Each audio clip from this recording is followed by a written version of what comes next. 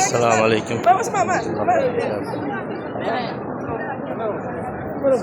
Ziyoratimizni oxirlab qoldi.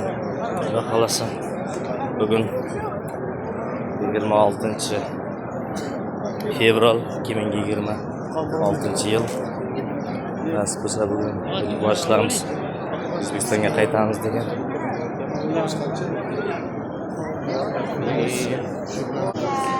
İnşallah bugün O'zbekistonga yetib olishimiz mumkin. Shuning uchun Ka'batulloh oldida oxirgi chetda tavobimizni qilib nafl namozlarni o'qib olamiz nasib bo'lsa. Hammaga shu yerlarga kelib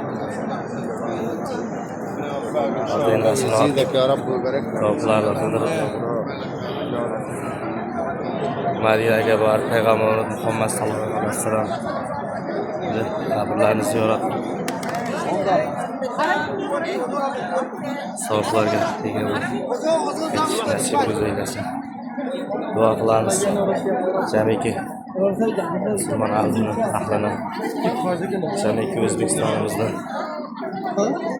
jamiki Samarqand ahlini, jamiki Istiqomat ahlini, jamiki mahallamiz ko'rtida ahlini kelib shu yerlarda tavoblar qilib namozlar o'qib nasib eylesin.